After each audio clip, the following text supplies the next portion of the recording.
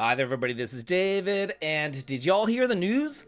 Looks like the Dragon Quest VII Reimagined remake is going to, number one, have choices that actually matter, but number two, actually have a brand new, different ending depending on the choices that you make, which is completely different from any other ending that we ever got in the original game or the 3DS remake. This is really freaking cool news, and I do want to tell you all about it today, and I definitely do think that's worth a sub as you come and you join my party and you level on up with me. Your sub, your like, and your brand new hype helps me out a ton. Hyping up this video always helps a ton. Thank you so much for all of that. And now let's get into this. So Game Informer just had like a 12-page article on Dragon Quest VII Reimagined, and the producer dropped this little tidbit right here saying that it's going to have a never-before-seen ending as a possible outcome in addition to the original game's single conclusion. So that tells me that there's going to be like the regular ending, and then like you do the post game, and then you get the new ending depending on your choices, something like that. He also says that he revealed that even longtime fans of Dragon Quest VII who've played through the game multiple times will be able to experience this whole new ending, again, depending on the choices, not choice, choices, multiple choices that you make throughout the campaign. Not just right at the ending. You know, this isn't like, hey, are you going to join the Dragon Lord and rule half the world? Yes or no. This is going to be multiple choices that you make throughout the campaign, so that's really cool. It says that this game does follow the narrative of the original story, but depending on some of your choices, players will get to see the new conclusion that's never before seen. So that is really freaking cool, I've got to say. Also, let's talk about this game, Dragon Quest VII Reimagined, because I know a lot of y'all who are into Dragon Quest have been playing Dragon Quest 1 and 2 HD 2D Remake, and I feel like, to me, looking at that game compared to, let's say, Dragon Quest 3 HD 2D Remake, it's much more of a reimagining, especially Dragon Quest 2.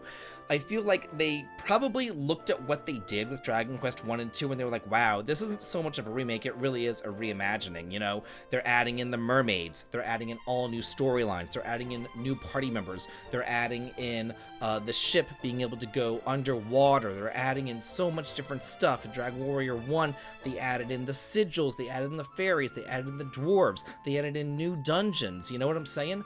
So, whereas Dragon Quest 3 HD 2D Remake was pretty much, for the most part, the same game, except, you know, with an added job class and then some flashbacks to Ortega and all that, like, these are complete new reimaginings. So I think that they were looking at that, they were like, wow, we needed to say something more than just a remake. Like, this is a whole new experience, and that's what they're doing here with Dragon Quest VII. They're making a whole new experience. Not only that, they are making the storyline a little more darker and a little more somber.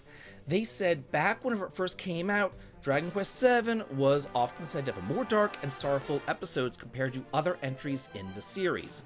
But nowadays, players are much more accustomed to games with darker stories. So he believes that in this new version, modern players will be able to feel Seven's story and the emotions of the characters even more deeply.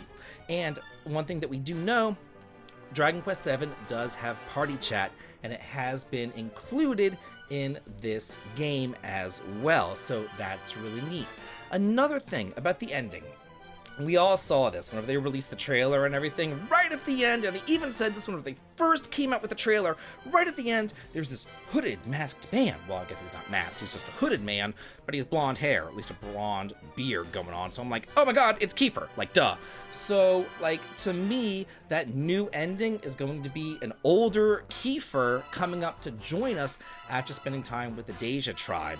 So, I don't think that he'll be joining during the main quest, but maybe in the post-game, we will get to have Kiefer join up and then get 6 freaking party members. I think that that would be absolutely just fantastic. I would love that. So that's really, really nice. I cannot wait for Dragon Quest VII to come out. But now I want to hear from y'all. What do you think about this new ending?